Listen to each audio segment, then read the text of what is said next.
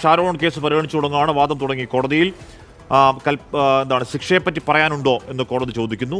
പറയാനുണ്ട് എന്ന് ഗ്രേഷ്മ പറയുകയാണ്. വിവരങ്ങളുമായി സജോ ദേവസി. സജോ, അപ്പോൾ ഗ്രേഷ്മയ്ക്ക് പറയാനുള്ളത് കോടതി കേൾക്കുകയാണോ? ഗ്രീഷ്മയ്ക്ക് പറയാനുള്ളത്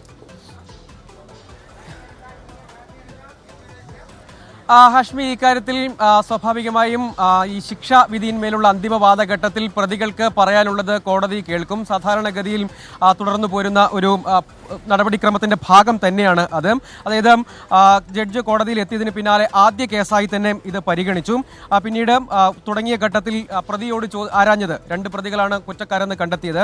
അതിൽ ഒന്നാം പ്രതി ഗ്രീഷ്മയോട് എന്തെങ്കിലും പറയാനുണ്ടോ എന്ന് ചോദിച്ചു. ആ ഘട്ടത്തിൽ പറയാനുണ്ട് എന്ന മറുപടി പറയുകയും പിന്നീട് മുന്നോട്ടേക്ക് കയറി വന്ന് ജഡ്ജിന് മുന്നിൽ എത്തിയും കാര്യങ്ങൾ പറയുകയാണ്.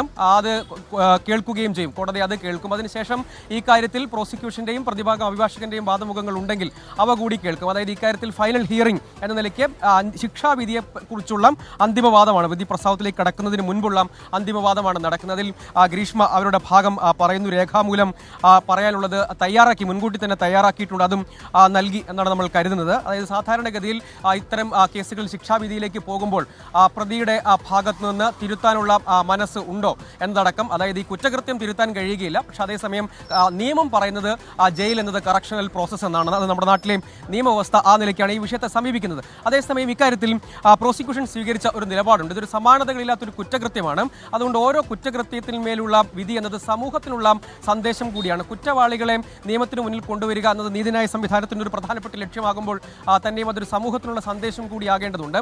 കുറ്റകൃത്യങ്ങളുടെ എണ്ണം കുറയ്ക്കുക എന്നത് അടക്കമുള്ള കാര്യങ്ങളുണ്ട്. അങ്ങനെ വിധിയിലടക്കം അക്കാര്യങ്ങൾ ഉണ്ടാവണം എന്നതടക്കമുള്ള നിലപാട് നേരത്തെ സ്വീകരിച്ചിരുന്നു. അങ്ങനെ പ്രോസിക്യൂഷനെയും കൂടി കേൾക്കും. ഇപ്പോൾ ഗ്രീഷ്മയാണ് ആദ്യം കേട്ടത്. അതിനുശേഷം നേരത്തെ തന്നെ തയ്യാറാക്കി വെച്ചിരുന്ന കാര്യങ്ങൾ നൽകുകയാണ് ചെയ്തത്. നമ്മൾ മനസ്സിലാക്കുന്നത് പ്രതിഭാഗം ഈ കാര്യത്തിൽ താൻ ഈ കുറ്റകൃത്യത്തിന്റെ കാര്യത്തിലടക്കം വീണ്ടും ആവർത്തിച്ച് ഇക്കാര്യത്തിൽ തെറ്റ് ചെയ്തിട്ടില്ല എന്ന് വാദിക്കുകയും ഒപ്പം ഈ കുറ്റക്കാരി എന്ന് കണ്ടെത്തിയ നിലയ്ക്ക് പ്രായമടക്കം പരിഗണിക്കണം, പഠിക്കണം, വിദ്യാഭ്യാസമുണ്ട്, മാതാപിതാക്കൾ, അങ്ങനെയുള്ള കാര്യങ്ങൾ ആവർത്തിച്ച് വിശദീകരിക്കാൻ ശ്രമിക്കുകയാകും. അതായത് കടുത്ത ശിക്ഷയിൽ നിന്ന് ഏതെങ്കിലും നിലയ്ക്ക് ഒരു ഇളവ് ലഭ്യമാകുമോ എന്നൊരു ശ്രമമാണ് സ്വാഭാവികമായും പ്രതിഭാഗത്തിന്റെ ഭാഗത്ത് നിന്ന് ഉണ്ടാവുക. എല്ലാ കേസുകളിലും നമ്മൾ കോടതിയിൽ അത് കാണുന്നതാണ്. കാരണം കനത്ത ശിക്ഷയിലേക്ക് പോകാതിരിക്കാനുള്ള ശ്രമം, അവസാനവട്ട ശ്രമം പ്രതിഭാഗം സ്വാഭാവികമായും നടത്തും.